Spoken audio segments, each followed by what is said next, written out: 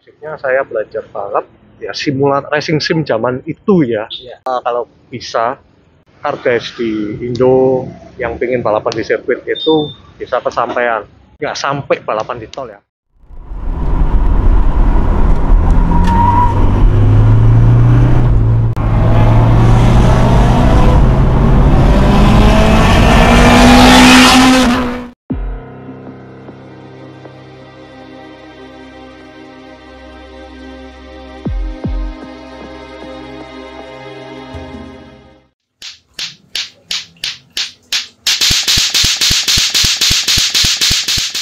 Oke, sekarang Komex.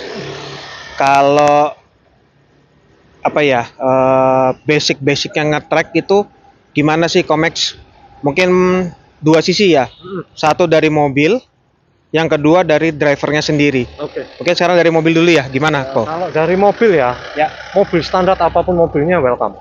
Mobil standar bisa ya? Bisa, apapun mobilnya, yang penting sehat, terutama rem sehat, ban sehat. Oke. Yang dalam artian ban sehat, tahun harus muda ya, jangan sampai udah ban 5 tahun lalu nih kita pakai itu udah keras. Oke. Dan rawan pecah. Kalau untuk mesin jujur aja dalam track day kita nggak terlalu butuh power yang ekstra. Ya. Yang penting kenceng di tikungan. Nah, jadi kalau dari mobil yang penting standar dulu, sehat. Itu aja sih. Ban apapun bebas ya. Ban apapun bebas, yang penting sehat. Utuh karena meminimalisir kecelakaan. Ya, rem juga gitu karena itu poin pentingnya. Ban yang langsung napak ke aspal, ban ini paling disiksa waktu trekking. Itu ya, ban apapun ternyata bisa. Mungkin kalau sobat pernah lihat video saya sebelumnya tuh, saya pakai Innova sana tuh pakai ban harian itu. Itu bisa, tapi tetap ada batasnya. Pastinya nggak bisa lah kita nge-push secara maksimal. Nggak bisa ya, over nggak bisa. Itu. Kemudian kampas rem tadi ya. Kampas rem baru, minyak rem kalau bisa, kan minyak rem murah nih. Ada dot 3, dot 4, dot 5. Minim dot berapa? Jangan pakai dot 5 untuk rem standar karena sil-silnya bakal langsung rusak getas. Ya, tapi kalau yang rem bawaan pabrik, misalnya mobil-mobil harian yang non performance ya, dot 4 maksimal. Itu pakai aja dot 4 ya. Dot 4 itu pun kan harga paling cuma 100.000 ya, kuras rem, ganti minyak rem karena dot 4 punya titik didih yang lebih tinggi ketimbang dot 3. Dot 3 itu bawaan pabrik ya? Bawaan pabrik biasanya. Itu dot 3 titik didihnya rendah, terus gampang banget dia bercampur air. Itu yang bikin waktu itu saya pertama kali disentuh kayak orang bodoh. Itu pelajaran berharga. Pelajaran berharga yang siap. Siapkan orang bingung mesin. Yang penting kalau time attack atau track day itu kaki dulu. Tadi juga Komex kan bilang ya soal mesin power. Jadi kalau di sirkuit info ya Komex itu kan power itu nomor sekian lah ibaratnya ya. Yang penting itu adalah kaki-kaki, kemudian skill. Nah, soal skill ini tentunya kan korelasinya dengan driver ya. Nah, kalau untuk driver gimana kok? Kalau untuk driver yang penting untuk pertama kali ya safety equip ya. Safety equipment seperti apa kok? Ya standar aja kalau kita pakai yang kayak orang luar negeri, yang pasti harus sepatu. Jangan sandal jepit kayak saya nih. Saya datang ke sirkuit biasa sandal jepit tapi juga bawa sepatu di bagasi. Celana panjang, sepatu. Tujuannya adalah namanya motorsport itu ada resiko accident. Kita harus tahu itu. Itu yang tidak bisa diprediksi ya? Nggak bisa diprediksi. Ya, jadi kalau amit-amit ada accident, itu cedera kita nggak parah. Contoh ya, kalau kita nyeker atau sandal, kondisi dalam trek itu kan kita kadang braking, kopling, kakinya semua main. Kalau ada sandal ini kecantol, nyangkut di pedal gas atau pedal rem, itu kan jadi bahaya. Kalau punya sarung tangan, lebih baik. Nah, kalau sarung tangan tuh apa kok? Sarung tangannya khusus atau gimana? Sarung tangannya sendiri sih nggak ada ya, mau sarung tangan motor juga oke, tapi kalau bisa beli yang sport glove untuk motorsport, itu aja. Karena untuk menghindari, terutama untuk setir yang pegangannya kayu kali ya, itu kan licin tuh kalau kita berkeringat. Ingat dalam balapan kita biasanya nggak nyalain AC.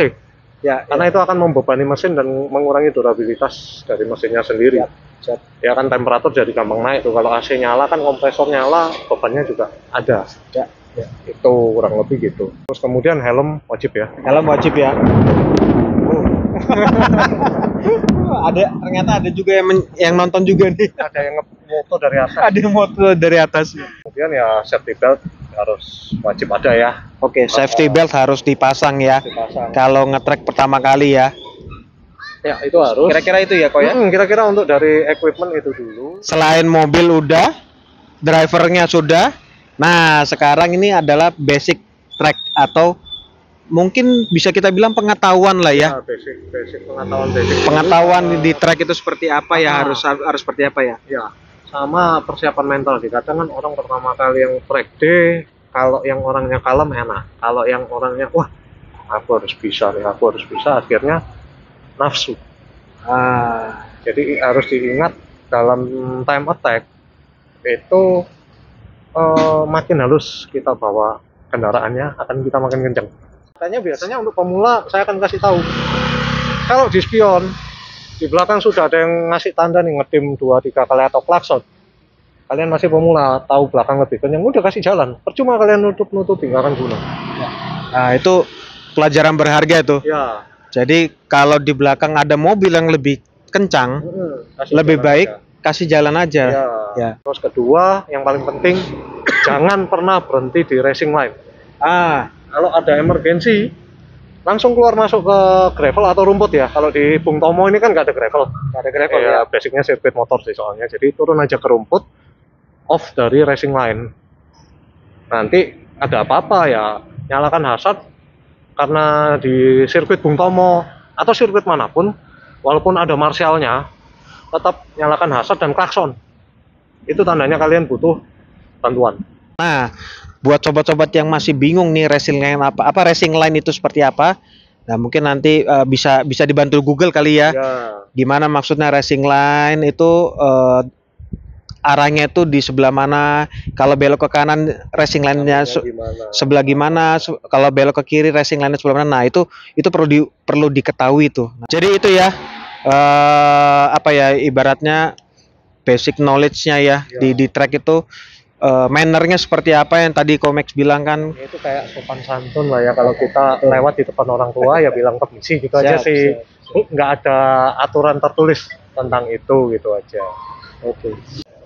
Gimana sih di track itu cara nikung yang benar itu, ngambil sisinya itu mana sih? Apakah kita mepet kalau belok ke kanan tuh kita mepet ke kanan dulu, langsung mepet ke kanan atau gimana? Nah, itu gimana kok caranya kok? Jadi basic untuk racing line basic dulu ya kita sebelum bicara ke advance, karena kalau yang advance itu sudah tergantung dari penggerak mobil sendiri. Karena kayak kan kita tahu ada FWD, RWD, AWD ya. Paling umum itu racing line-nya harusnya berbeda-beda. Untuk racing line yang basic adalah kalau kita ketemu tikungan ke kiri gini ya.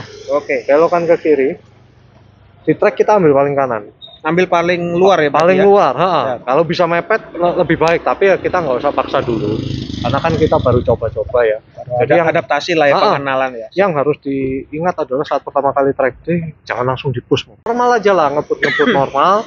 Terutama yang pengguna manual ya, nggak perlu pakai gigi yang terlalu rendah sampai engine brake atau apa, santai aja dulu karena raungan mesin itu akan bikin adrenalin naik. Misalnya tikungan itu speednya sekitar 40 sampai 50, berarti kan gigi normalnya mobil gigi 2 ya, nggak usah gigi 2, santai aja pakai gigi 3, santai lembut masuk tikungan, set dikenalin dulu. Jadi ambil paling luar, ngerem, ingat ngerem itu adalah waktu lurus, jangan ngerem waktu belok. Begitu setir sudah belok, angkat rem, angkat kaki dari rem ya, tinggal disesuaikan. Nah, waktunya ngegas atau enggak. Untuk ngegasnya itu gimana? Ngegas sendiri tergantung tipikal mobilnya ya. Kalau low power banget nih, kayak contohnya saya pernah bawa punyanya Martini ya, Karimun itu kan low power banget, mau gas paruh mau gas full hampir nggak ada beda. Iya, tapi kalau untuk mobil-mobil yang ganas nih ya, misalnya kayak Chevy yang 2JZ, itu gasnya harus halus, kita harus bisa kontrol. Karena kalau overpower ya antara understeer atau oversteer banget sampai akhirnya melindir gitu loh. Terus yang paling penting tangan, posisi tangan waktu nyetir itu jangan kayak Dominic Toretto gini. Tetap harus dua ya? Ya, 90 derajat di atas kan biasanya setir gini ya, udah gini. Terus namanya belok, jangan belok satu tangan kayak kita lagi parkir bis gitu ya. Belok tetap dua. Ataupun kalau terpaksa satu, ini ada batasnya. Jangan dipush sampai atau orang putar balik, karena ban itu sendiri punya limit grip di kecepatan tertentu. Ngerem pun jangan kayak kita ngelihat film Inisial D atau Fast Furious ya, is bullshit. Yang sampai ngerem Itu enggak. Itu nggak bisa diaplikasikan, Nggak bisa diaplikasikan track di ya. real life ya. Nah, di lurusan ngerem. Terus kemudian keluar tikungan, ya udah mulai digas pelan-pelan, dirasain speednya itu kita ngerasain dari decitan ban. Ketika udah bunyi, jangan dipush, dibelokkan lagi atau digas, jangan. Ban akan cepat overheat, kalian harus ingat itu. Ketika ban overheat, grip kalian akan hilang dan mobil kalian tidak punya daya cengkram yang baik. Itu akan bikin kita lambat. Itu kesalahan umum yang sering dilakukan pemula, terutama yang bawa sports car atau supercar. Mereka ngerasa, oh, mobilku powerful nih, oh ngecit makin keren. Yang ada 2-3 lap berikutnya Nggak nyampe 2-3 lap, 2 lap udah habis ban. Habisnya bukan habis grip ya, tapi bannya kepanasan. Ketika ban udah overheat, ya karetnya akan keras. jadi ketika nikung itu bukannya belok malah bisa Ya, cuma lurus doang mobilnya. bisa lurus gitu ya. Nah, terakhir pesan-pesannya apa buat orang yang mungkin masih nge-track, mungkin kepengin nyoba. Kalau dari saya ya, untuk yang baru ingin mencoba dulu ya, tenang aja, track day itu nggak horor kok. Kalian nikmati aja, enjoy, santai, nggak usah tegang. Kuncinya satu, lawannya diri kalian sendiri, bukan orang lain ya. Mau mobil kalian apapun lost bak, nggak masalah, it's okay. Karena kalau bilang balapan di Indonesia jelek, lihat ke Jepang. Orang Jepang juga gila-gila balapan pakai lost bak, pakai Karimun, pakai K-car, kadang pakai truk. Apa yang bisa dipakai balap? Karena untuk track day atau time attack, mobil itu nomor 2, nomor 1 driver. Kalian harus coba dulu, nanti belajar lagi, dan itu bertahap. Itu butuh waktu, butuh jam terbang pastinya. Karena kali banyak juga yang kesalahan adalah, misalnya nih kalian punya mobil, anggap Honda Brio ya, paling gampang. Dia nyoba di track, dapat nih waktu, misalnya sekian. Terus nyuruh orang lain nyoba mobilnya dia, yang udah experience, ya sudah pasti waktunya akan lebih kencang dari kalian yang baru pemula. Biasanya itu dijadikan patokan tuh sama pemula. Kayaknya nafsu, remnya ditelat-telatin, padahal nggak gitu caranya. Jadikan acuan ke depannya boleh, tapi percayalah, itu bertahap. Jadi biasanya track day, kalian main 2 jam, 3 jam udah capek kok. Pasti capek ya itu ya, Capek, jangan dipush. Next track day coba lagi, dan coba lagi. Semoga sobat-sobat WT46 bisa ambil basic-basicnya, pelajarannya, tips-tipsnya dari video ini. Terima kasih sudah nonton video ini. Semoga semua sobat-sobat Komex dan kita semua sehat selalu. And I'll see you again di video selanjutnya. Bye bye.